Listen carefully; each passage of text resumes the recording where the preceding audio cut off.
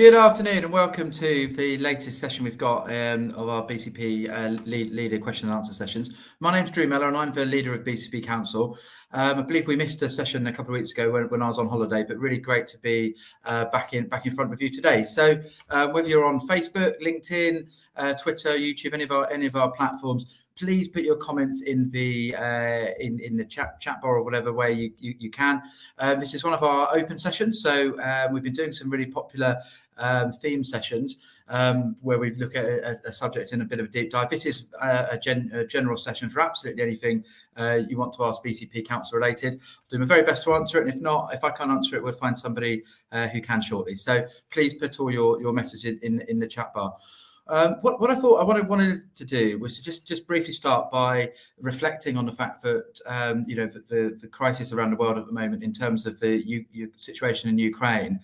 I think we're well aware that BCP is Bournemouth, Christchurch and Poole is a very multicultural area. We've a lot of people come from a variety of different places, and there are over 10,000 residents in BCP who originate from in and around Ukraine and other surrounding countries. So just reflecting that this is a difficult time for many of us, and we're very much trying to do our best to stand with those people. I was privileged to be able to sign the European Declaration condemning the atrocities in Ukraine on behalf of BCP Council last week. We were one of the first authorities in the UK to do so, and we will very much be looking to work out how to continue to support that, but not just now but long term. We know that many people are extremely saddened when seeing and hearing about the stories of the conflict. So we just want to reflect on the fact that as BCP Council we very much look forward to standing with our communities. The best way of helping at the moment is financially. Ideally, the Disasters Emergency Committee Ukraine appeal is being really successful. So look out for that. And one thing I just also wanted to do was to flag up our citizens' advice across BCP as well, because I think we're already facing a cost of living issue. Inflation's high, and we understand that the rising cost of living and the wider impact means that some residents in BCP will be concerned about how they afford their bills. So I've asked colleagues to put up the citizens' advice details, which I'll be doing shortly. So, but just to remind people, BCP do fund or part fund Citizens Advice BCP. They're available and open to help if anybody has any concerns about the financial situation. And the best way to do that is on their website, which is citizensadvicebcp.org.uk. So thank you, and that's up there. So thank you very much for that. Okay, any way you feel that we should be supporting going forward, please contact us as well. So very much look forward to hearing any of that. Brilliant. I'll get into the questions now and see where we can take you. Okay, so we've got a question from YouTube. Peter Damisius 102. A waste bin being broken by the bin crew.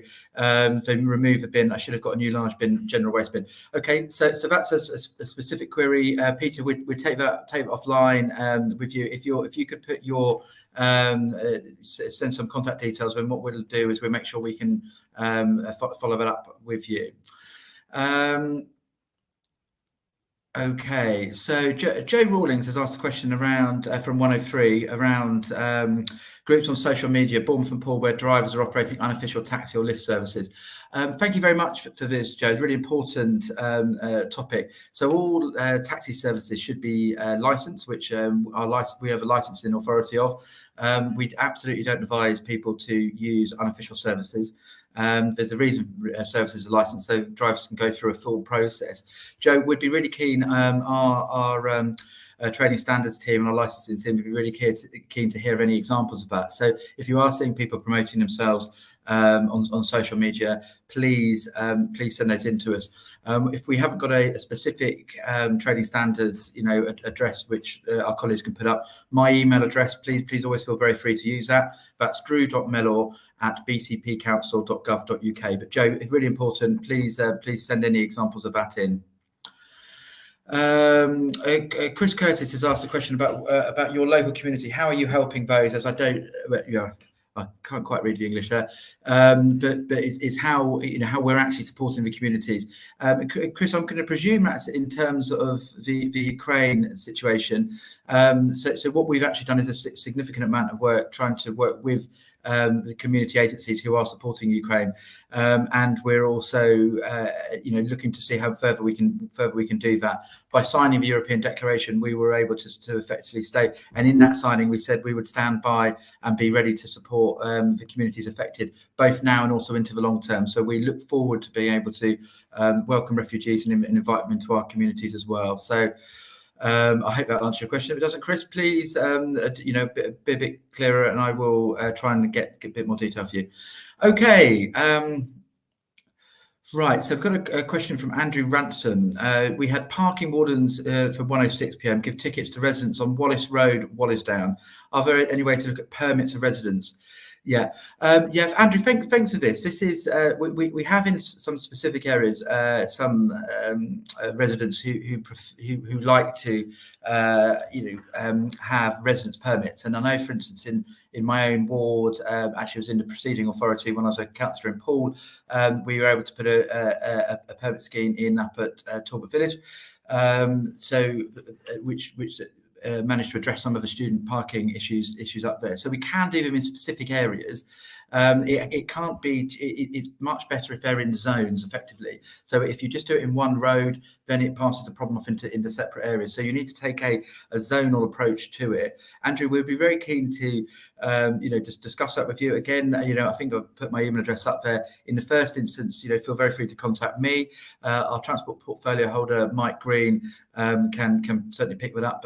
But Andrew, if there's particular areas you want us to have a look at, then please contact me. So just to be clear, it's very difficult to do it into individual roads, but we can look to do them if there's a consensus and rationale for doing it in effectively a zone, a small region. Okay, we've got some for 105 with Steve Bruns, I think that is CMAP Steve Bruns. Can you give me some insight into our town centre, Bournemouth? It seems more and more stores are closing. What is the council's position in encouraging retailers back into the centre before it becomes a ghost town? Yeah, Steve, we've talked about this a few times, and I think it's really right that it's brought up again and again. So what we're trying to do, and there's actually some really green shoots of optimism. I think if we take, I absolutely hear that large amounts of usually those big department stores or national chains have been coming out of high streets and town centres at some real pace, and then there's a fear about what's going to happen next.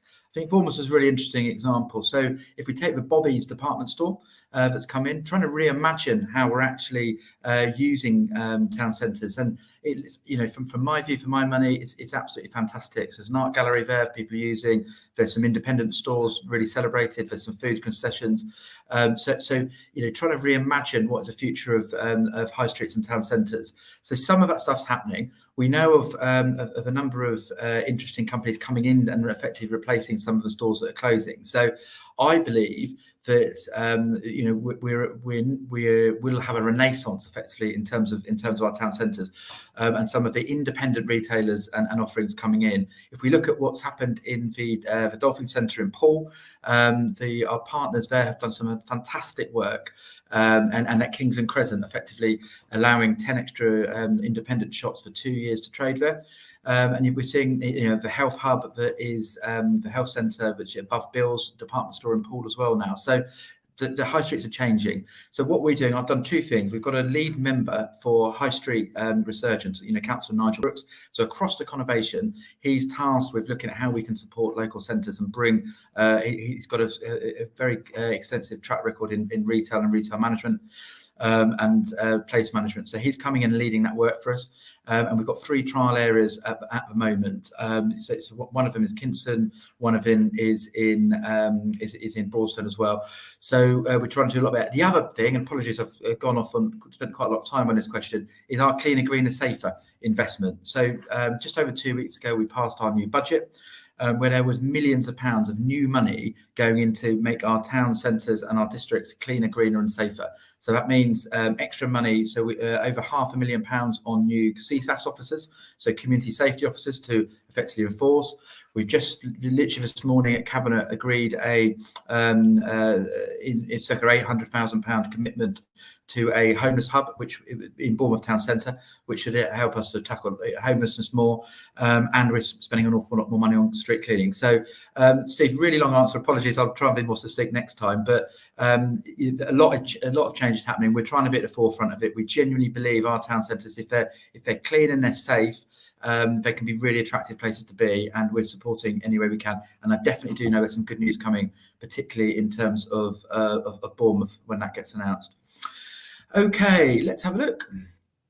Okay, so Alex Lantid 107. When will BCP Council be swapping the large bins from households to underground bins? So we are looking at underground bins and doing some trials on that in our again in our town centres and on the seafront. So we want to run some trials where I think they're called subterranean bins. So something we did on the seafront, particularly in a response to what had been some quite difficult times with lockdown, is we put a lot more bins. You know, it's been great success. It's huge, less rubbish collected from the actual beach because more's gone into bins. Problem is, they don't look that sightly. So what we're trying to do now is look at how we can use in trial areas, use subterranean bins, so big bin stores underneath the ground, so we can increase our capacity but also make the place look better. So we are very much looking at that, Alex. I think your specific question is in relation to households. There aren't any current plans to look at subterranean bins on a household basis, purely because it's not cost efficient enough to do it. We'll always look at certain things.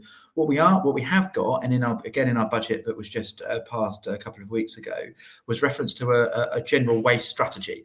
So where our ambition is, the government's bringing out a paper on waste, and where our ambition is to level up the service across the conurbation. So at the moment, we have different sized bins in different areas.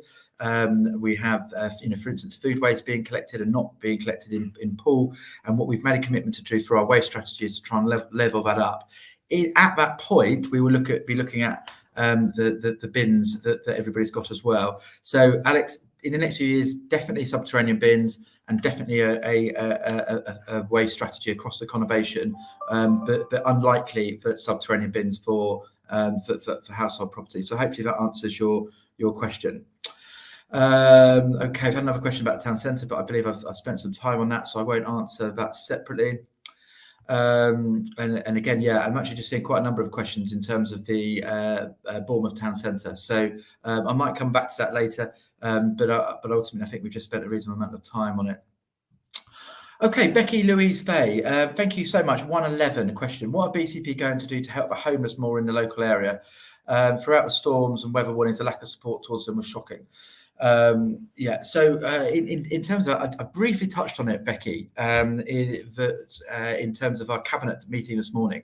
So we've approved this morning an investment of £800,000, or up to £800,000, into we're calling it a health hub.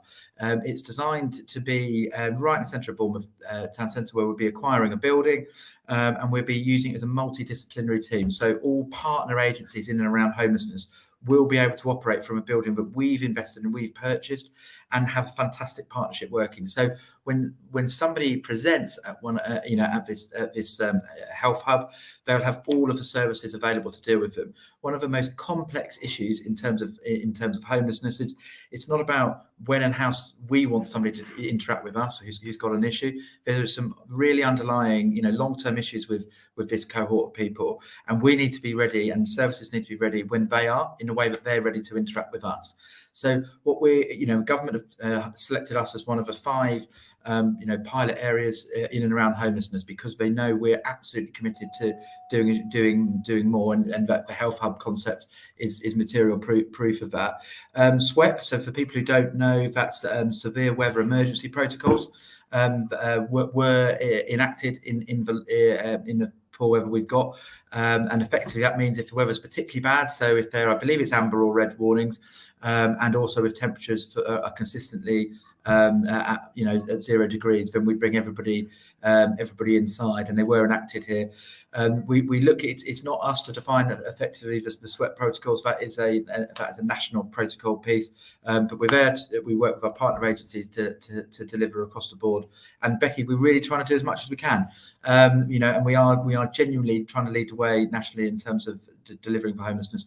I've said this a number of times. We need to be much more ambitious about the lives of our homeless community. We need to do more for them, and we actually need to be much more ambitious about what our town centres look like, and the fact that it's not actually acceptable for them to be cluttered up. So it's that balance of providing more for the people while also creating that more welcoming and safe feelings town centre. Okay, fine. Let me see where else we can get to. Okay, Sheena Ogilvie, are you helping shops with rent and rates? Okay, so we don't. We've done a number of things actually in terms of the discretionary grants. So government passported a significant amount of money down to councils to put to give businesses where they were paying rates. Some grants. We passported that. We were nominated for a number of awards in how innovatively we were passporting that money, and we always did it really quickly. So we did help significantly. Government helped with rates as well. So a huge amount of support. Where we rent the properties, we've been quite clear with people that we will work with them throughout the pandemic in terms of the rent. What we're saying is we're not that we're going to cancel rents, but we will look to give people time to pay effectively. So we've done a lot. We've been recognised nationally for doing a lot, and then by investing in I think this is so important. In those cleaner, greener, safer, more aesthetic town centres. People feel safe to be in and they're clean. We've just literally put over £4 million into that this year. So we are doing a huge amount, and we will carry on doing, because we believe we should be proud of our town centres. We don't believe that they're there yet, but we think they get but with our support and a thriving economy, they can get there. So Sheila, hopefully that answers your question. We have been doing what we can to help with rent and rates. Okay. Okay, Pearl McCarthy's asked a question about the local plan, about making it much more accessible, as it's full of maps, stats, and reams of pages. Maybe a short animated video. Yeah, thank you. I'll certainly feed that back in. Pearl, what we did a session which I believe will still be accessible online, which was one of these sessions we did with my my colleague Phil Broadhead, Deputy Leader and Responsibility for Strategic Planning, about the local plan. So we're trying to find different ways of interacting with people and getting some feedback. Just be really clear, Pearl, what we've got at the moment isn't our local plan consultation. It's a stage we've added in before that, where we've wanted to say, before we come out with a document, we don't want to produce a document and say, what do you think of our local plan? We want to add in a stage of consultation where we can say, look, here's the place, what do people think about it? We will then put that together and then put forward a draft local plan, which we will then consult on. Pearl, I know one of the things we've said we're committed to doing as well is we're doing some face-to-face sessions. We don't believe all consultations should be online, so we've added those in as well. So Pearl, I'll take the point away about the short animated video. I think that's actually a really, really useful idea, and I think you'll see we are doing more and more. And our communications team are really ramping up their ability and amount of short videos, which are really helpful. They cut through sometimes, don't they? But they're doing. But Pearl, we are doing a reasonable amount now in terms of different ways of consulting, and I think really importantly that face-to-face piece as well. Okay, fine. Let me find some other question. Okay, so again, I've got questions about homelessness, which I've answered. Fine. So, Barbara, when are you going to allow the people of BCP Council to vote on decisions before personal decisions to waste money on barbecues? Okay, yeah. So let's talk about two things there. So we're absolutely massively ramping up our communications. We've added in consultations. We've added in a way where we can do more snap consultations on various projects through our consultation team online, which is great. We're adding in a series of face-to-face consultations as well, and we're also starting something called the Big Conversation, so where we're using our Future Places team to actually conduct a mass consultation exercise to talk about the future of BCP and what people want to do. The voting part comes in May 2023, so the next local elections are in May 2023. You'll start hearing much more about that in the next year as we get closer to that. Barbecues, really interesting thing. So, what we wanted to do is increase the amount of things we're offering on our seafront. One of the things we did was introduce some trial barbecues, which have been hugely well received. We actually had them closed over the winter, and then by resident demand, had them opened up again for Christmas and New Year, because people were saying, look, really want to go down and use them even though it's not summer. So really, really well received. I've said a number of times that I don't think it's just people that can afford beach huts who should be able to cook their families or themselves food on the beach. So we're doing that with the barbecues, and we look to roll some more of those out next summer. So hopefully that's answered some of your question, Barbara. Again, I've got questions on homelessness, which I've already spent some time on. Yeah, okay. So Steve Brown, apologies, I've already answered. This is 119. I've already answered one of your questions. So, but happy to answer this one as well. Are there plans to increase police numbers on the streets? Drug dealing is being done brazenly during daylight hours without caring the world of being caught. Steve, so effectively, so I have a monthly meeting with the Police and Crime Commissioner, David Sidgwick. So new in post last May. David stood on a manifesto all around antisocial. Well, my take on it was really heavily focused on antisocial behaviour, which absolutely chimes with our cleaner, greener, safer narrative. I believe, and Dave believes, that we need to make as an absolute priority people feel safe in our area. You don't feel safe if you see people drug dealing all around you. So this is a priority. What we've done is, in the last budget we've brought forward 10 more community safety officers, CSAS officers.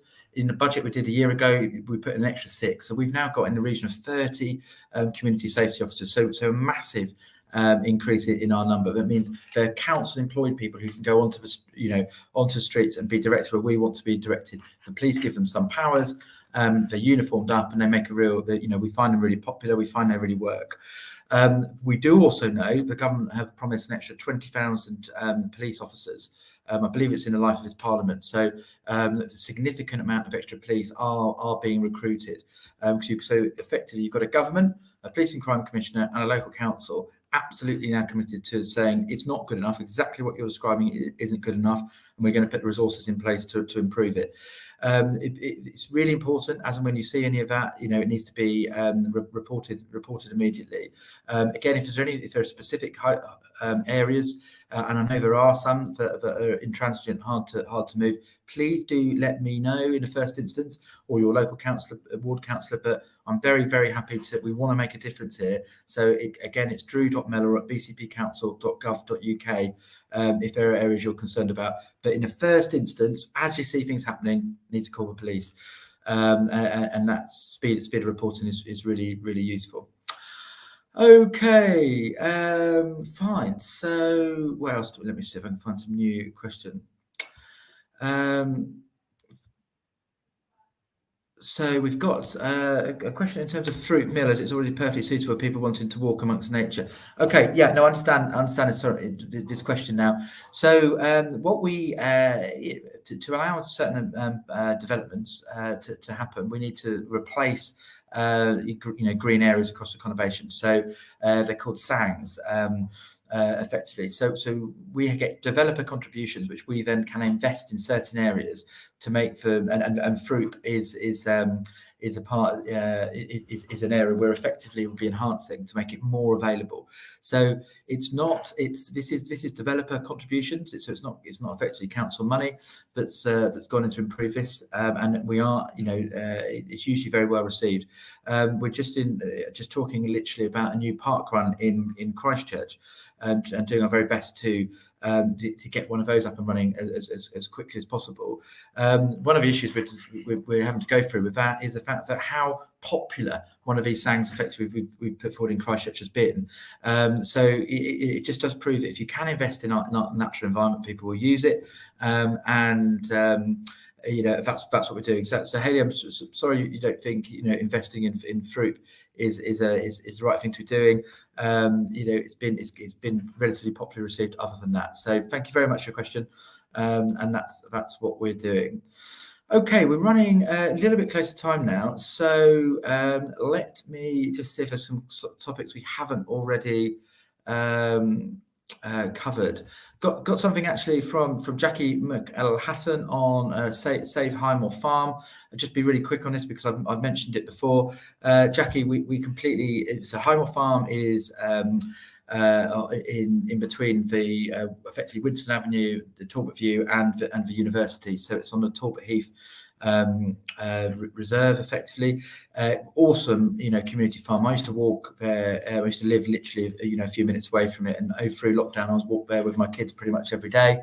We're committed, the local ward councillors, to trying to work with both the farm, Talbot Village Trust, who own the land, to see what we can do there. And I've had some really good, encouraging initial conversations with Talbot Village Trust about how we can effectively look at a community, resource there and enhance it rather than take it away. So watch your space. You've got 3 ward councillors who are absolutely committed in and around Highmore Farm and the protection of that area as well, and will remain to be. So thank you very much for your question. Okay. Fine. So I've got a question on about Bournemouth in terms of beaches. So effectively, our beach across the seafront has been named the best beach in the UK. It's been named one of the top beaches in Europe, and I believe it's 17th in the world. So our beaches are factually recognised as certainly the best in the UK, one of the best in Europe, and in the top 20 of the world. So slight disagreement with who was that, Barbara Diolo, but I've already answered one of your questions, so we don't. Let's go too far further through that. Okay. Pearl again. We're just coming back on the consultation piece. 125. Can you please ensure proper consultation is undertaken when installing new bike lanes effectively? Yeah, absolutely, Pearl. I think that's fundamental. When we came in, we were to administration, which was nearly 18 months ago. We inherited a number of the emergency travel ETROs. We're really positive about active travel. We think your travel, your choice. So if you want to go by car, go by car. But if you want to go by bike, we need to provide facilities by bikes effectively. And we really found the consultation on some of those weren't strong enough. So we went out and consulted, spoke a lot to ward councillors. We've cancelled a couple of them, and we've gone ahead with some as well. So it's absolutely about trying to get that consultation across the board, not just in the road but in the surrounding roads as well. And that's what we've been doing, Pearl. So we are, I hear what you're saying, and we are trying on that. Okay, pretty much out of time. So let me just see if there's anything else. Okay, we've got something about. I'll quickly talk about the city status bit of Hannah Pacifico 127. Paul and Christchurch councils voted against Bournemouth bidding for city status, and Bournemouth went ahead with it. I think this is really interesting point, Hannah. And I'll just briefly. I'll finish on this one because we're past time now. So the Queen is running a competition this year as part of her Jubilee celebrations to have another city in the UK. So any area was welcome to put a bid in to get city status. Absolute raft of people did, from really quite large towns to much smaller towns. And what we wanted to do, as a council, for our services, we are BCP, we are BCP Council. We've got huge efficiencies from coming together. We've been able to keep freeze council tax for the last the core council tax for the last 2 years. Partly because of the efficiency we do. So that is working and working well. What it isn't, it doesn't take away from the sovereignty of each of the towns. So Christchurch is still a town in its own right. Poole is, Bournemouth is. And there's a town council in Christchurch and some parish councils. There's a charter of trustees in Poole and Bournemouth, which has the mayor presiding over it. So the sovereignty, certainly in my mind anyway, of the three towns, we haven't merged all the towns together. You know, we're still Bournemouth, Christchurch and Poole individually, but we have merged the councils together. So it's only right that the individual councillors and the people of Bournemouth, Christchurch and Poole made their own decisions about that.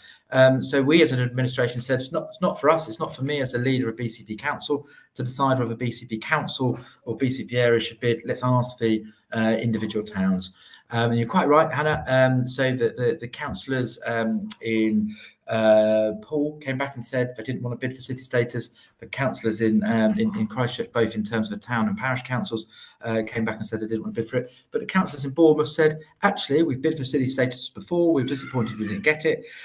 We believe actually we're one of the most emerging, vibrant cities in the UK, towns in the UK, and they wanted to be, apply for city status. So, they're going to the pot. So, Hannah, sorry, it's a long answer, but I hope that's helpful in terms of being slightly more, complicated and the different things. The towns are the towns. The council operates services across all three of them. So, as far as I'm concerned, good luck to Bournemouth. If they win that, great. It won't change for Poole's town. It won't change for Christchurch's town. But we'll hear about that later in the year. Okay, everybody. Thank you so much for the questions. Hopefully that was of some help. Got a next session in 2 weeks' time. We're really keen to hear ideas in and around what are the theme sessions. So hour-long deep dive sessions where we get more people than just me in to answer some questions. So any ideas you've got on that, please feed them in. Again, that's drew.mellor@bcpcouncil.gov.uk. The questions we haven't been able to answer, we will come back to online. So you should get an answer for any of the questions you're asking. Very much look forward to speaking to you again in a couple of weeks' time. So thank you. Stay safe, stay well, and look forward to being back here in 2 weeks.